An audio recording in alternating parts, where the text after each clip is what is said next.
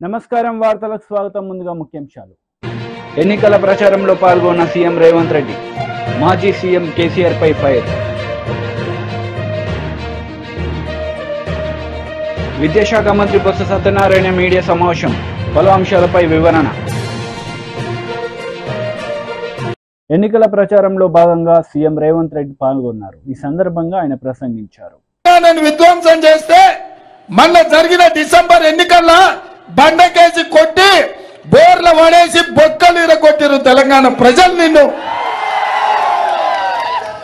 అయినా నీ బుద్ధి మారలేదు నీ వంకర ఆలోచనల మార్పు రాలే నిన్న మొన్న అలా కొడుకు అంటుండు కార్ ఖరాబ్ అయింది కార్ఖానకు పోయింది మళ్ళీ వస్తుందని వస్తుందా నాయన వస్తుందా వస్తుందా వస్తుందా కేటీఆర్ నువ్వు ఏం చేసినా తల కిందికి కాలు మీదికి పెట్టి తపస్సు చేసినా ఖరాబై కార్ఖానకు పోవుడు కాదు అనం చెడి కార్ఖానకు పోయింది అక్కడి నుంచి అక్కడనే జుమ్మరాత్ బజార్లో తూకానికి అమ్మాల్సిందే నీ కారును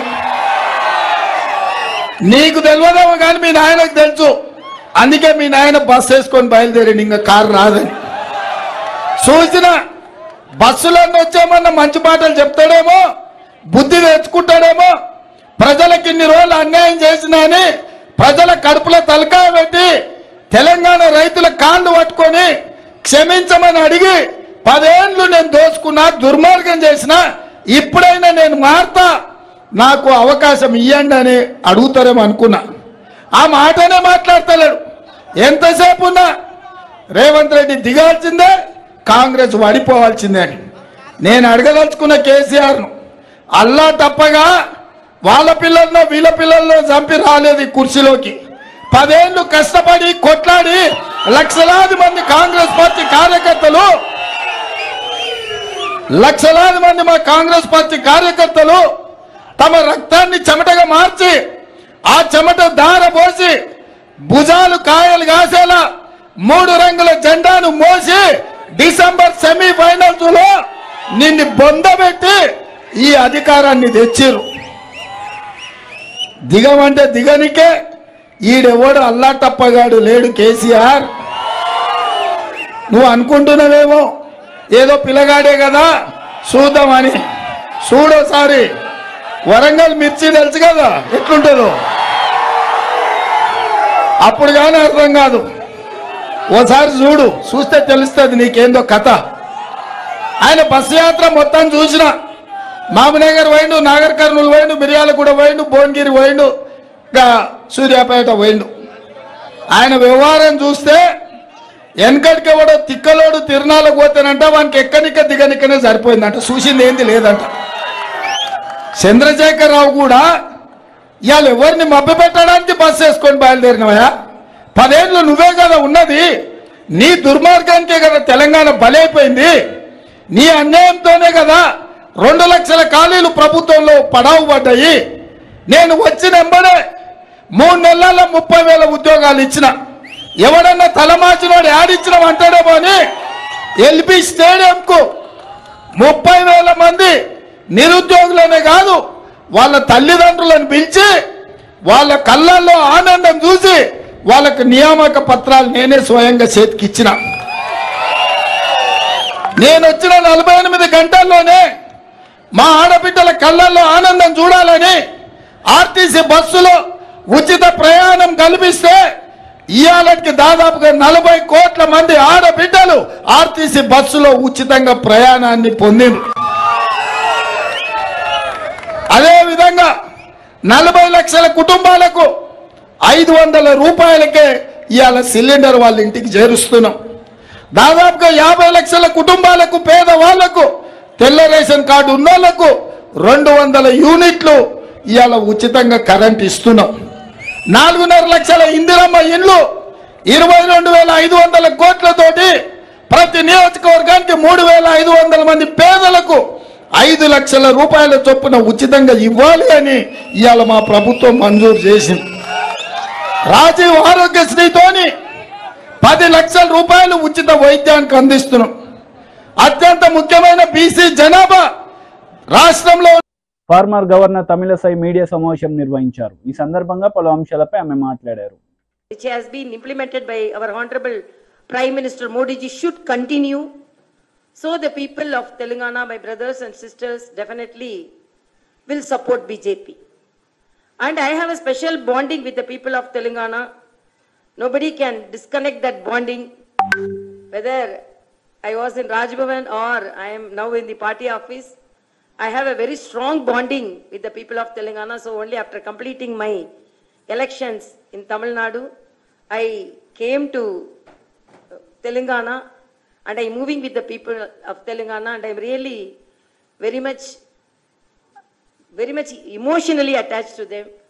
The way when they, even today when they meet me, they shower me with their affection.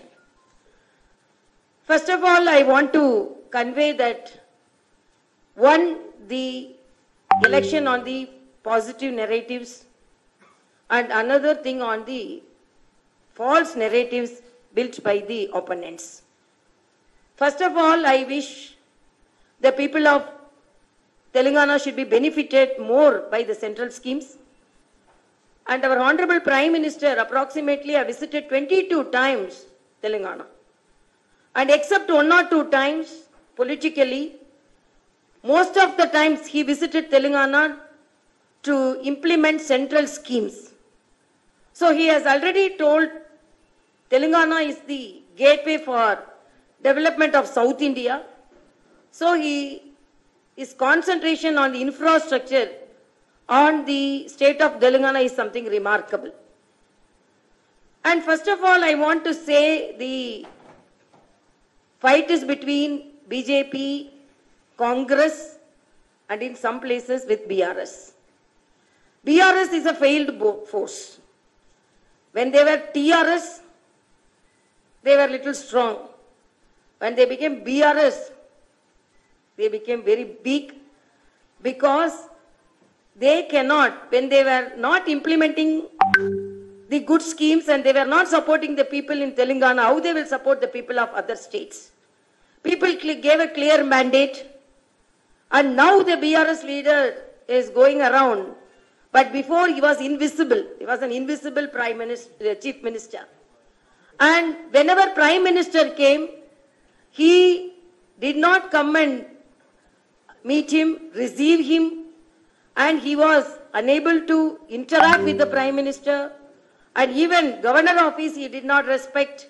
Article 167 says, whenever it is warranted, needed, the Chief Minister should meet the Governor and discuss about the development of the state. Almost continuously 2 years he did not meet me at all, and no protocol was followed, and the Governor office was not respected at all. So this is the way they respected the constitutional office, and what respect they are gaining from the people is visible now. So people very well know about the BRS. Congress, they came to power on false promises, and the way they are fulfilling the promises is in a sorry state. Brother Revant Reddy is asking KTR to wear a sari and get into the bus, and if the conductor is not asking ticket, then you will know that Congress is implementing its schemes.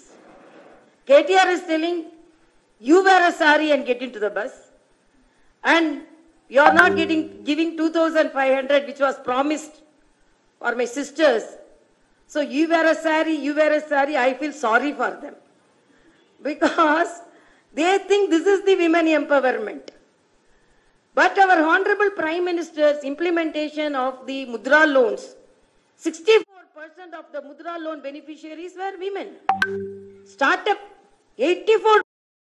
విద్యాశాఖ మంత్రి Botsa Satyanarayana media సమావేశం నిర్వహించారు. ఈ సందర్భంగా పలు అంశాలపై ఆయన మాట్లాడారు. దాంతోపాటు ఎందుకు సహనం కోల్పోతున్నారు, ఎందుకంటే దుర్బుద్ధి చేస్తూ నేను చంద్రబాబు నాయుడు మాటలు, ఎవడైనా సభ్య సమాజంలో ఒక 14 సంవత్సరాలు ముఖ్యమంత్రి చేశారని గొప్పగా చెప్తున్న వ్యక్తి అలాంటి భాషను వాడొచ్చండి? 1,000 చూపెడితే 3,000 నీకు చూపెట్టు.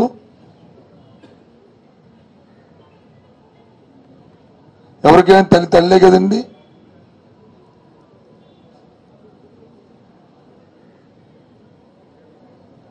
ఏంట భాష? నీ అమ్మమ్మగుడు లేకపోతే నీ బాబు,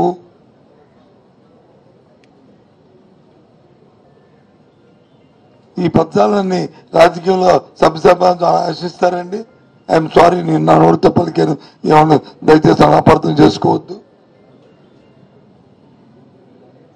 ఆ మాటలు ఎవరికి రావా అండి మాలాంటి వాళ్ళకి? కానీ నా సభ్యత సంస్కారం మా నోటితో ఆ మాటలు మాట్లాడడం ఏం మెసేజ్ ఇవ్వదలుచుకున్నావు ఈ సమాజానికి? ఇలాంటి వాక్యాలు నిజమైన మాట్లాడుకుంటూ అసలు మనిషి పుట్టావా నాకు అర్థం అవట్లేదు.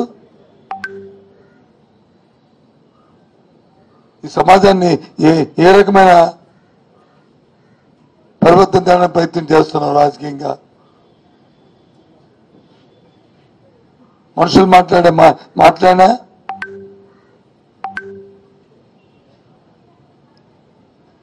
చాచా పేరెత్తడానికే చాలా అసహ్యంగా ఉంది. నీ పేరుతో ఉచ్చరించడానికి ఒక పక్క వచ్చి మేలు జరుగుతుంటే దానికి వచ్చి ఆటగంట మొక్కలెడ్డి వాళ్ళ చావులకు కారణం అవుతున్నావు. ఒక పక్క వచ్చి వాళ్ళ సర్వైవల్కి వచ్చి నిజ జీవితంలో వాళ్ళ సర్వైవల్కి వచ్చి దాన్ని అడుగుతున్నావు ఎన్నికల ఆశ పెట్టుకొని. ఒక పక్క వచ్చి మన ఆత్మగౌరవానికి సంబంధించిన అంశాలని ఆపుతున్నావు ఎన్నికల కమిషన్ తోడు పెట్టుకుని.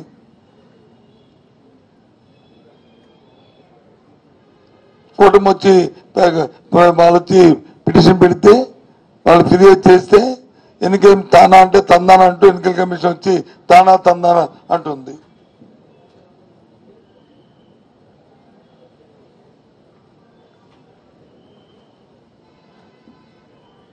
ఎన్నికల నిబంధనలకి రాజ్యాంగానికి మేమేమి వ్యతిరేకం కాదు. కానీ వాస్తవాలు పరిశీలించాలి, ఆ గ్రావిటీని పరిశీలించాలి. అంతేగాని వాళ్ళు ఫిర్యాదు ఇస్తే దానివల్ల ఈ సమాజానికి కానీ వ్యక్తులకు కానీ లేకపోతే వ్యవస్థకు కానీ నష్టం ఆలోచించకుండా వాళ్ళు చావులకు కారమవడానికి వాళ్ళు అవడం భావ్యమా?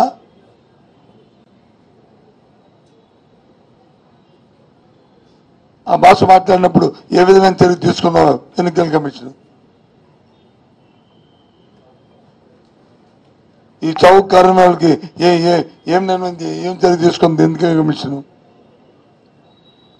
ఇవాళ రేపు రైతాంగానికి వచ్చి ఇన్పుట్ సబ్సిడీ అందకపోతే రేపు వేసుకునే పంటకు వచ్చి నష్టపోతే దానికి ఎవరు బాధ్యులు? విద్యార్థులకు వచ్చి విద్యార్థి అందకపోతే వాళ్ళు అకాడమిక్ కంప్లీట్ అయినప్పుడు వాళ్ళకి ఆ విద్యా సంస్థలు వచ్చి వాళ్ళ పరిస్థితి కూర్చోబెట్టకపోవడం కానీ టీసీ లేకపోతే ఎవరు బాధ్యులు?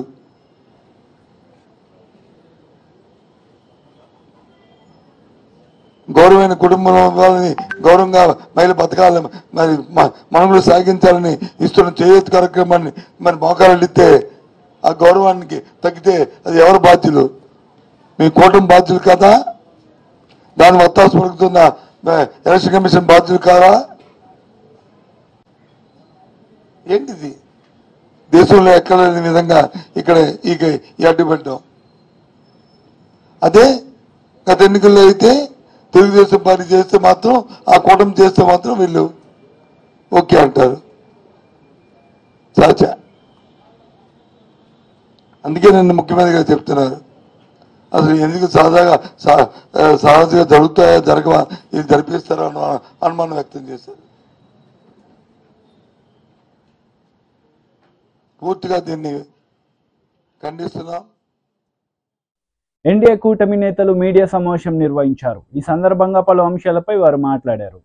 ఇవాళ ప్రభుత్వ సలహాదారులు సజ్జల గారు పరస్పరం పొంతన లేనటువంటి వ్యాఖ్యలు ప్రతిరోజు చేస్తూ ఉన్నారు. ప్రజల్ని ఏ విధంగా ఈ అంశం నుంచి పక్కదోవ పట్టించాలి, వారి వైఫల్యాలు ప్రజలకి ఏ విధంగా తెలియకుండా చేయాలి, వాళ్ళ ప్రతిపక్షాలు కానీ మీడియా కానీ గొంతెచ్చి ప్రతిరోజు కూడా ఈ చట్టం మాటున ఏ విధంగా చట్టాన్ని చుట్టంగా మార్చుకొని ప్రభుత్వ భూములు, ప్రైవేటు భూములు, అటవీ భూములు, దేవాదాయ శాఖ భూములు ఏ విధంగా లాగేసుకొని అన్యాక్రాంతం చేసుకొని తమ అనుంగ మిత్రులు అస్మదీయులు పరం చేయాలనేటటువంటి ప్రయత్నం ఏ విధంగా చేశారనేటటువంటి అంశాన్ని ప్రతిరోజు కూడా ప్రతిపక్షాలు వెలుగెత్తి చాటుతూనే ఉన్నాయి.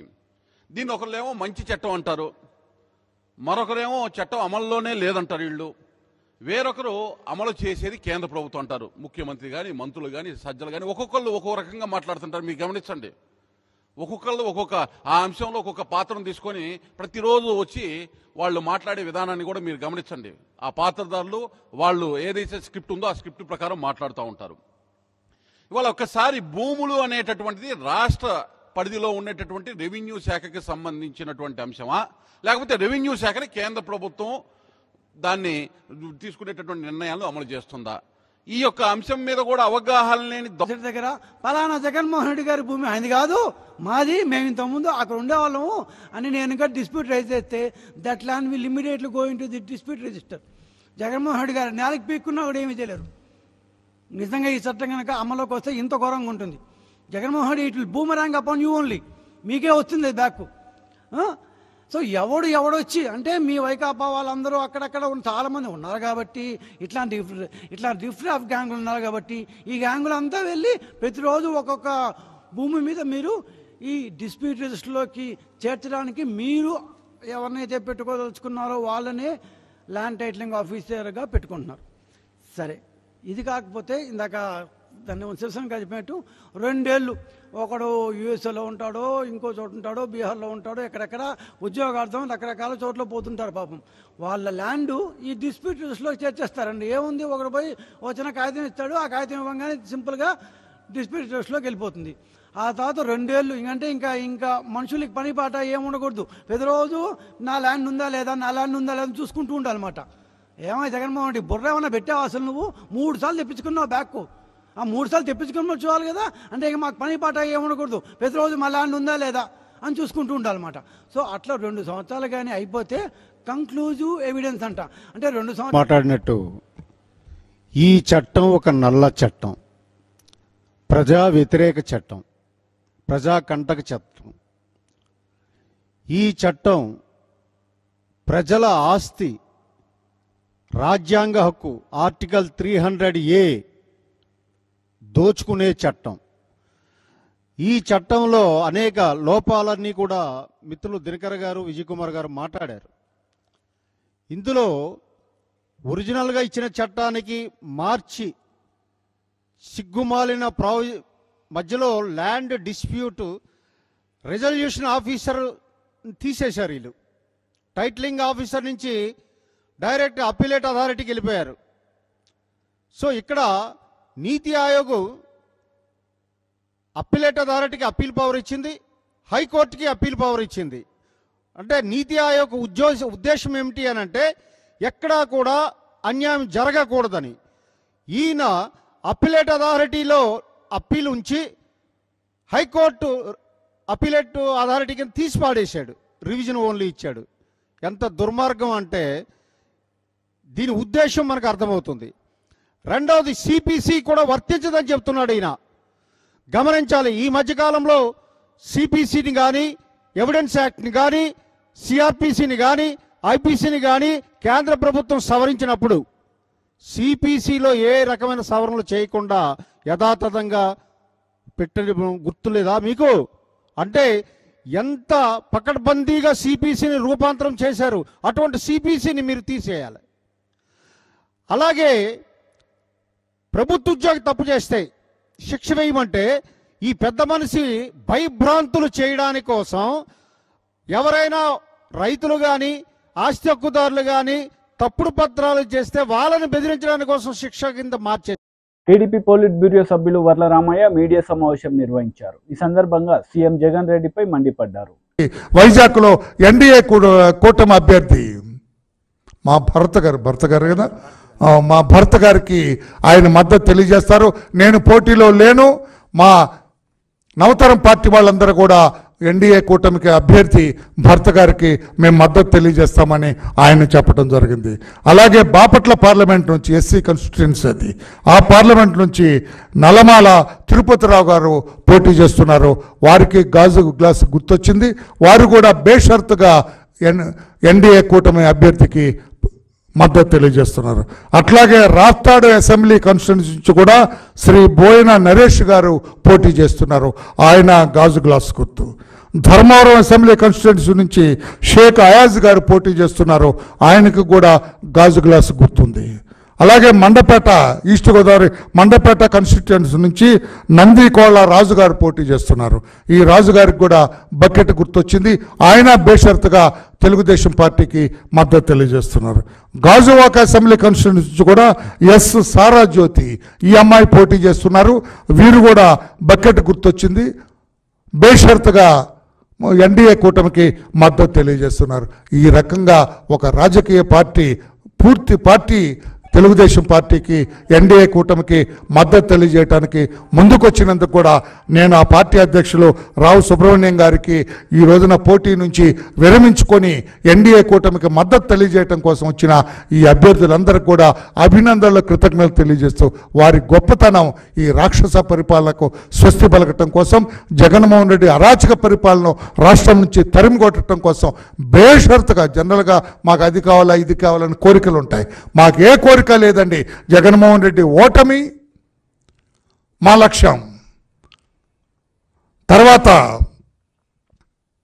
ప్రభుత్వ వ్యతిరేక ఓటు, ఒక్క ఓటు కూడా చీలిపోవటానికి లేదు. ఎన్డీఏ కూటమికి పడాలనేది మా లక్ష్యం.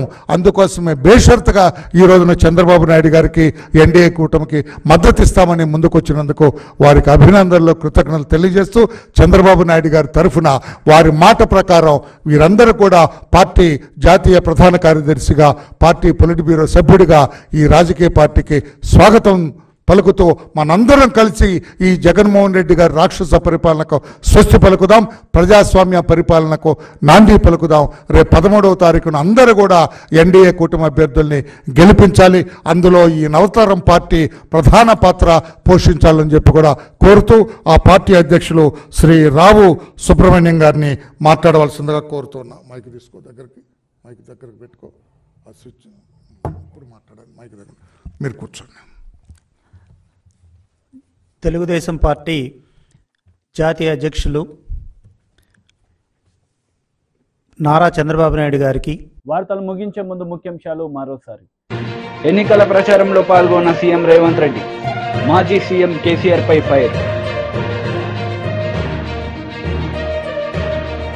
విద్యాశాఖ మంత్రి బొత్స సత్యనారాయణ మీడియా సమావేశం, పలు అంశాలపై వివరణ. ఈ వార్తలు ఇంతటితో సమాప్తం. తిరిగి ప్రసారమయ్యే వార్తల్లో మళ్ళీ కలుద్దాం. అంతవరకు సెలవు. నమస్తే.